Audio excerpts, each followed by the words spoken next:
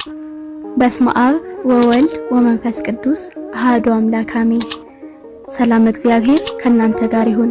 ውድ ተመልካቾቻችን እንዲሁም አድማጮቻችን በእግዚአብሔር ፍጹም ሰላም እንደምን ቆያችሁ? አሜን። የእግዚአብሔር ስሙ ከእናቱ ከእናታችን ከቅድስት ድንግል ማርያም እንዲሁም ከወዳጆቹ ከቅዱሳን ጋር የተመሰገነ ይሁን።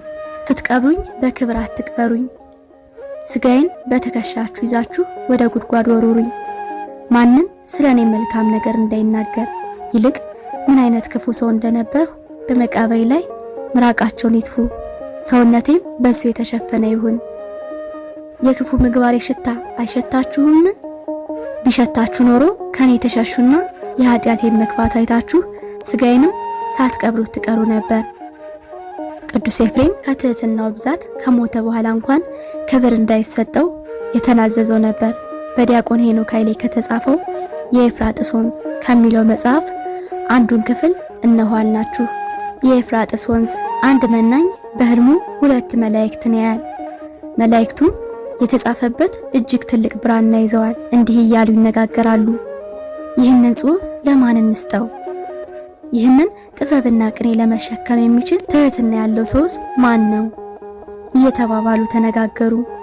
በመጨረሻም አንዱ መልአክ እንዲህ አለ፣ ይህን መጽሐፍ ወስደን ለቅዱስ ኤፍሬም እንስጠው፣ እርሱ ሊሸከመው ይችላል ተባባሉ።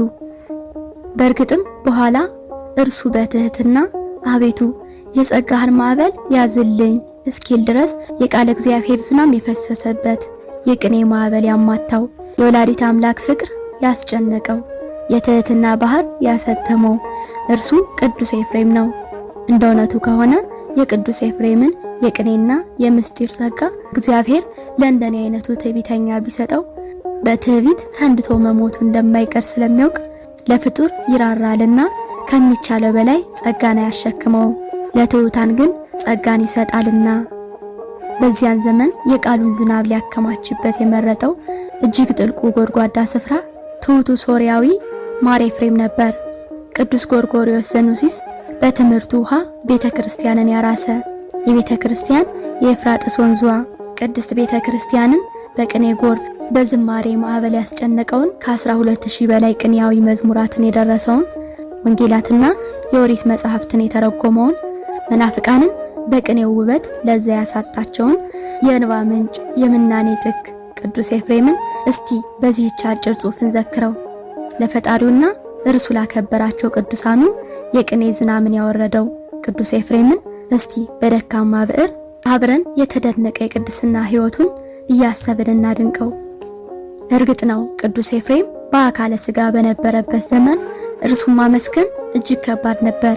ራሱን በትህትና ከጌቶች ልጆች የሚወድቀውን ፍርፋሪ የሚለምን ውሻ ብሎ የሚጠራው ሶርያዊ ኮከብ ቅዱስ ኤፍሬም ስለ እርሱ የመዘገቡ ቅዱሳን እንደሚገልጹት ከሆነ ሰው ሊያመሰግነው ሲል ሰውነቱ በፍርሃት ላብ ይጠመቅና ይንቀጠቀጥ ነበር።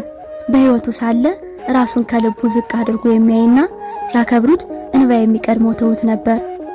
ፓትርያርኩ ቅዱስ ባስልዮስን ለማግኘት ባደረገው ጉዞ ወደ ቤተ መቅደስ በገባ ጊዜ ባስልዮስ እየሰበከ ነበር።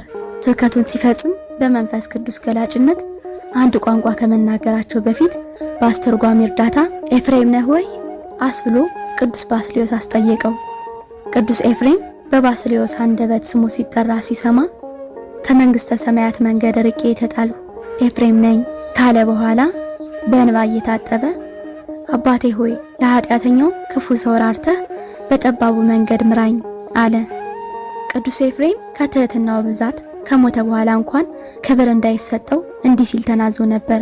ስትቀብሩኝ በክብር አትቅበሩኝ፣ ስጋዬን በትከሻችሁ ይዛችሁ ወደ ጉድጓድ ወሩሩኝ።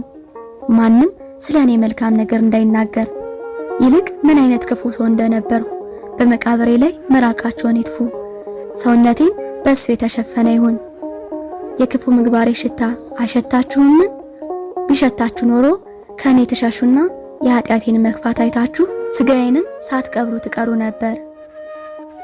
እንዲህ ሲል ለሰማው ሰው ኃጢአተኛ ይምሰለው እንጂ እርሱ ቅድስናው ለራሱ እንኳን የማይታዩ ትሑት መናኝ ጻድቅ ነበር። ቅዱስ ጎርጎርዮስ ስለ ቅዱስ ኤፍሬም የበረሃ ተጋድሎ ሲገልጽ ወደ በረሃ እየወረደ የመጥምቁ ዮሐንስን ኃይል ተሞልቶ ይመለስ ነበር ይለዋል። ሌላው አባት ቅዱስ ጎርጎርዮስ ዘንዚናዙ ደግሞ ስለ ቅዱስ ኤፍሬም ተጋድሎ ሲገልጽ በበረሃ ብዙ ጊዜ ያሳልፍ ነበር። አኗኗሩም ነፍሱ ከስጋው የተለየች ያህል ከዓለም ተለይቶ ነበር ይለዋል። እርግጥም እርሱ በበረሃ ተጋድሎ ጌታችን ተገልጦ ቃል በቃል እስኪያናግረው ድረስ የደረሰ አባት ነበር።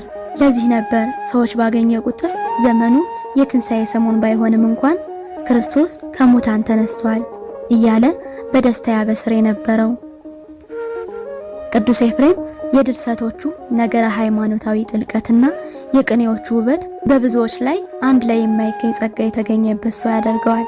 በነገረ ሃይማኖት እየተራቀቀና በጥልቀት እያስተማረ የሚገልጽበት መንገድ ቅኔያዊነት ወይም ፖኤቲክ የማይጎድለው ሲሆን አቀራረቡ ውብ በመሆኑ ደግሞ ጥልቀቱ የማይሳሳ ሊቅ ነው። ቅዱስ ኤፍሬም በግጥም እየተቀኘ በዚያው ልክ ጥልቅ የመጽሐፍ ቅዱስ ትርጓሜ የሚያራቅቅ አቀራረብ ነበረው። የቅዱስ ኤፍሬምን ድርሰቶች ወደ እንግሊዝኛ በመተርጎምና በሶሪያ ሊቃውንት ድርሰቶች ሁሉ ላይ የአርታይነት ሚና በመጫወት ምስራቃዊውን ወንዝ ቅዱስ ኤፍራጥስን ለምዕራቡ ዓለም ያስተዋወቀውና ለዚህም ስራው የሶሪያ ኦርቶዶክሳዊት ቤተክርስቲያን የክብር ኒሻን የሸለመችው የኦክስፎርድ ዩኒቨርሲቲ ሰባስቲያን ብሩክ ስለ ቅዱስ ኤፍሬም ትርጓሜና ቅኔ ጥልቀት ሲናገር አንድ ሰው የቅዱስ ኤፍሬምን ቅኔዎችና ትርጓሜዎች ለመረዳት በእርሱ ደረጃ መጽሐፍ ቅዱስን መረዳት ያስፈልገዋል ይለዋል። በእርግጥም ቅዱስ ኤፍሬም ብሉይ ከሐዲስ ጠንቅቆ ከማወቅ አልፎ እጅግ የተቀኘበት ሲሆን እንኳን ተራዎች አንባቢዎች ቀርቶ መጽሐፉን የጻፉት ነቢያት ራሱ በማያዩበት ውብ አተያይ የእግዚአብሔርን ድንቅ ሥራ ሊያደንቁበት የሚችል እጅግ ውብ ተርጓሚ ባለቅኔ ነው። ከቅዱስ ያዕቆብ ዘንጽቢል በታላቁ ጉባኤ ኒቂያ በወጣትነቱ የተገኘው ቅዱስ ኤፍሬም በጽሑፎቹ ሁሉ ከሰለስቱ ምዕት ጀምሮ የተጠበቀውን የተቀደሰ ሃይማኖት አራቆ የጻፈ የነገረ ሃይማኖት ሊቅ ነው። ቅዱስ ኤፍሬም በእግዚአብሔር ቃል ባህሪ ዋኜ ቅዱስ በመሆኑ የምናውቃቸው የመጽሐፍ ቅዱስ ታሪኮች ውስጥ የተደበቁ ድንቅ ምስጢራትን እጅግ ልብ በሚነኩ ቃላት እያወጣ ነፍሳችንን በሐሴት የሚያቀልጥ መተርጉም ነው። በብሉይ ኪዳን ከምናነባቸው ታሪኮች መካከል በሐዲስ ኪዳን መንፈስ ለመቀበል የሚያስቸግሩ አንዳንድ ታሪኮች አሉ። ከነዚህ መካከል በመልካም የምትወደሰው ሳራ አብርሃም ከአጋር የወለደውን እስማኤልን ለምን ሳቀ ብላ ከቤት ያባረረችበት ታሪክ፣ ትዕማር ከባሉ አባት ከይሁዳ ልጅ ለመውለድ ብላ እንደ ሴተኛ ዳሪ ለብሳ አብራ የተኛችበት ታሪክና ሩት ቦዔዝ እንዲያገባት በመፈለጓ ምክንያት በተኛበት ከድንኳኑ ገብታ ከእግሩ ስር የተኛችበት ታሪኮች ናቸው። ቅዱስ ኤፍሬም እነዚህን ታሪኮች ሶስቱም ሴቶች የክርስቶስ አያቶች መሆናቸውን በማስተዋል በቅኔው እንዲህ ትርጉም ይሰጠዋል። ጌታ ሆይ ያንተ አያቶች ሊሆኑ ሴቶች ወንዶችን ተለማመጡ። ሳራ በእስማኤል ላይ ተቆጥታ ያባረረችው በልጇ በይስሐቅ በኩል ያንተ አያት የመሆንን ክብር እንዳትነጠቅ ፈርታ ነው። ጨዋዋ ትዕማር እንደ ጋለሞታ የለበሰችው ያንተ አያት ለመሆን ክብር ነበር።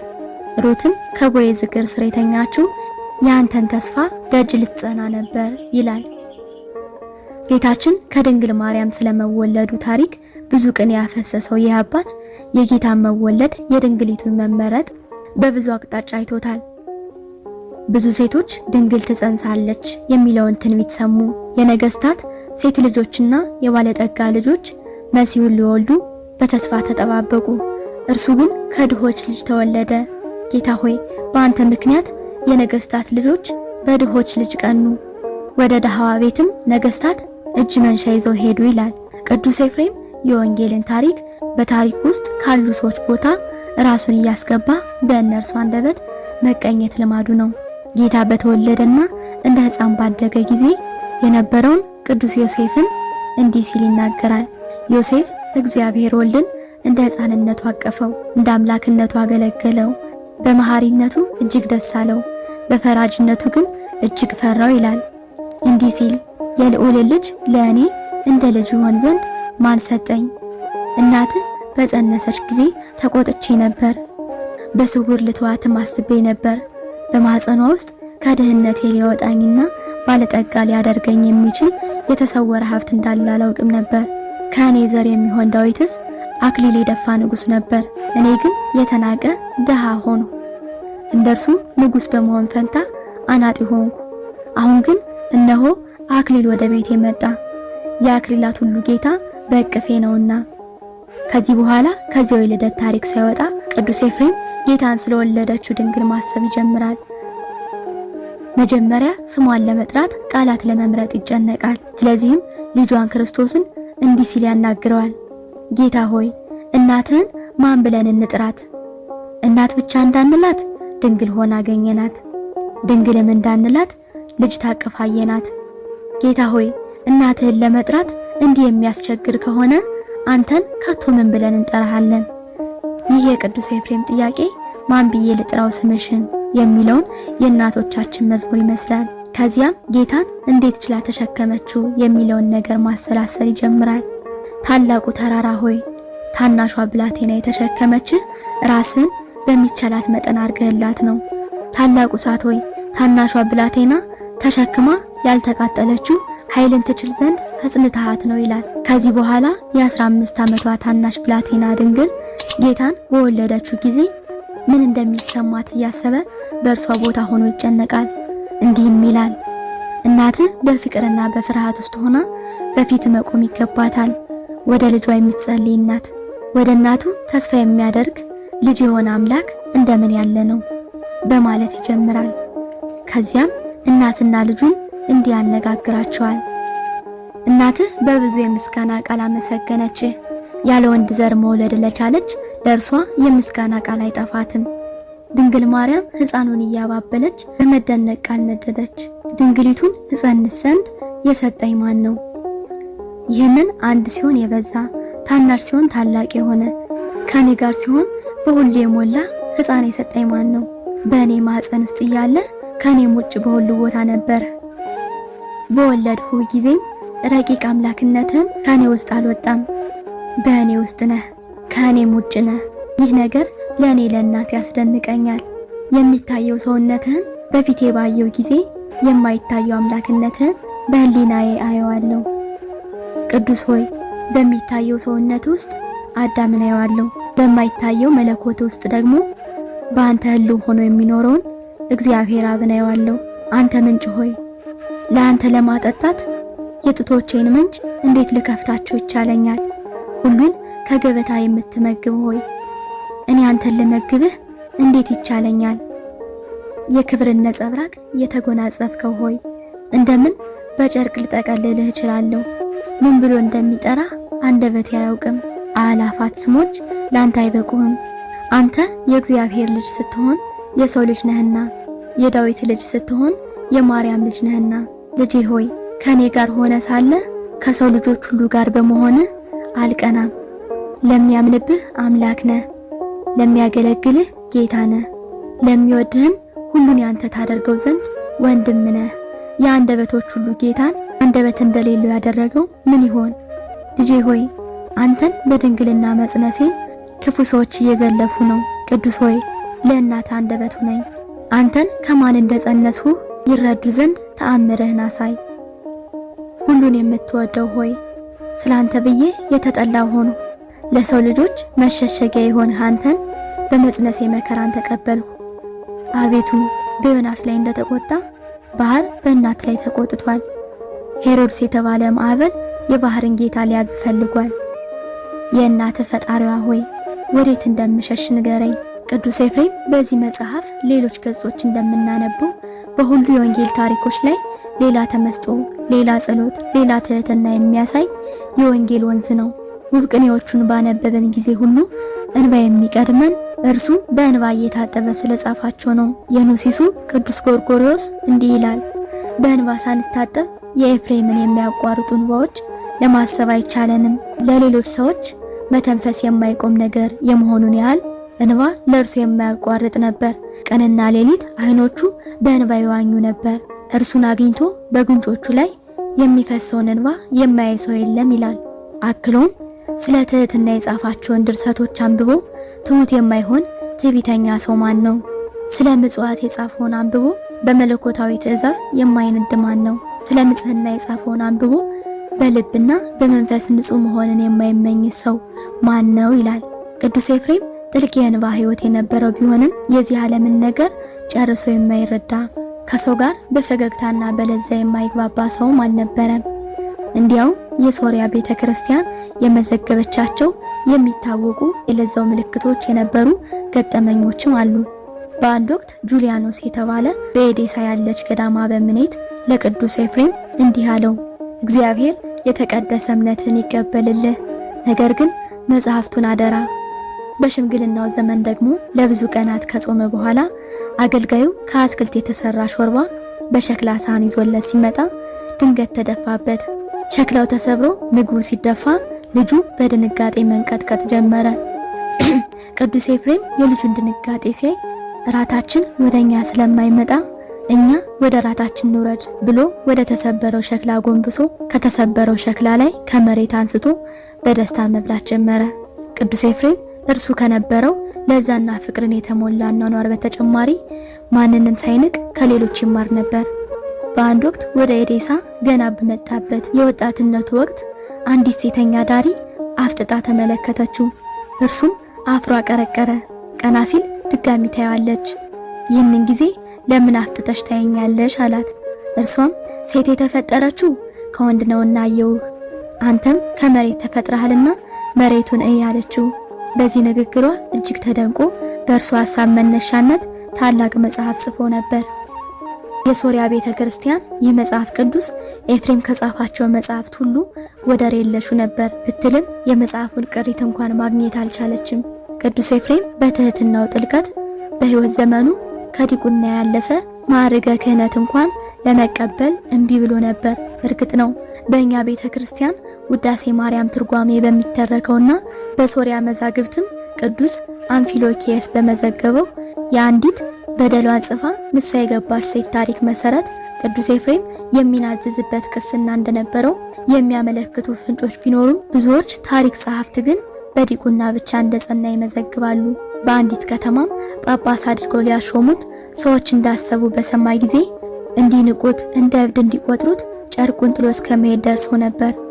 ቅዱስ ኤፍሬም በማዕረግ ከፍ ያለ ሹመት ባይሾምም በነበረው ዘመን በሰዎች ሁሉ ልቡና ከወጣትነት እስከ እርግናው ድረስ ትልቅ መወደድና መከበርን የተጎናጸፈ ነበር። በዘመኑ የነበሩ ከሃዲያንን በቅኔው ውበት፣ በብዕሩ ጥልቀት አድማጭ አሳጥቶ ድል ይነሳ ነበር። በክፉ ስሙን የሚያነሱትን ሰዎች እግዚአብሔር በተአምራቱ እየነቀለ ያከብረው ነበር። በአንድ ወቅት አንዲት ከባለጸጎች የተወለደች ልጃገረድ ከሌላ ኤፍሬም ከሚባል የቤተ ክርስቲያን ጠባቂ ጋር በፍቅር ትወድቅና ከጋብቻ በፊት ታረግዛለች። አባቷ አዝኖና ተቆጥቶ ሲጠይቃት የጸነስሁት ከቅዱስ ኤፍሬም ነው ብላ ትዋሸዋለች። ቅዱስ ኤፍሬም በጳጳሱ ተጠርቶ ሲጠየቅ አዎ እኔ ነኝ ይቅር በሉኝ አለ። ልጁን እንዲያሳድግም ተፈረደበት። ልጁን እየያዘ በመቅደስ ውስጥ በሕዝቡ ፊት ጸልዩልኝ እያለ ሄድ ነበር። በመጨረሻ ግን የሕዝቡ ጥላቻና ሐሜት ከገደብ አለፈ። ይህን ጊዜ በሕዝቡ ፊት ገና ከተወለደ ወራት ያልሞሉትን ሕፃን ከፍ አደረገና አንተ ሕፃን ሆይ ሰማይና ምድርን በሰራ በሕያው እግዚአብሔር ስም አምልሃለሁ፣ አባት ማን ነው ብሎ ጠየቀው። ሕፃኑ የቤተ ክርስቲያን ጠባቂው ኤፍሬም ነው ብሎ በዚያችው ሰዓት ነፍሱ ከስጋው ተለየ። የልጃገረዷ ወላጆች ከእግሩ ስር ተደፍተው ይቅርታ ለመኑት። ሕዝቡም ስለ በደሉ ተጸጽቶ ቅዱስ ኤፍሬምን ከፊት ይልቅ አከበረው። ቅዱስ ኤፍሬም በዘመኑ ጌታ ሆይ በአንድ ወቅት አንተ ሕፃን ሆነ እንደነበር አስበ ሕፃናት ልጆችን ጠብቃቸው፣ ሕፃንነታቸውን እንዳንተ ሕፃንነት አድርግላቸው እያለ ከሚጸልይላቸው ሕፃናት ጀምሮ በሁሉ የተወደደ ነበር። የሴት ልጅን ሐዲስ ኪዳናዊ ክብር እጅግ የተረዳው ይህ አባት ሴቶች በቤተ ክርስቲያን የዝማሬ አገልግሎት እንዲተጉ እጅግ ብዙ የለፋና የመዘምራት ባለውለታ ነበረ። እርሱ ባለበት ከተማ ድሆች እንዳይቸገሩ እጅግ የሚጨነቀው ቅዱስ ኤፍሬም የሚወዱትና ስጦታ ሊሰጡት የሚለምኑት ባለጸጎች ለእኔ የምታደርጉልኝን ለድሆች አድርጉልኝ እያለ ይማጸን ነበር። ተሰሚነቱን ተጠቅሞ ብዙ ድሆችን ይረዳ የነበረው ይህ አባት የሕይወቱ ማለፍ ምክንያት በነበረው ወረርሽኝም ሕሙማንን ሲያስታምም ያሳለፈ ርኅሩህ አባት ነው። በዚህም ስለ ምጽዋት መቀኘት ብቻ ሳይሆን ለምጽዋት መስዋዕት መሆን የቻለ መሆኑን አሳይቶናል። ይህንን ሁሉ የቅድስና ትሩፋት የሰራው ቅዱስ ኤፍሬም እስከ ሕይወቱ ፍጻሜ ድረስ እንደኛ እንደ ኃጢአተኞቹ የነፍሱ ነገር ያሳስበውና በትህትና ይጨነቅ ነበር። ይህንን ጸሎቱን የዚህ ጽሑፍ መቋጫ አድርጌዋለሁ። ጌታ ሆይ በሄድኩበት ውጣ ውረድ የተሞላ መንገድ እምነቴ ደከመ።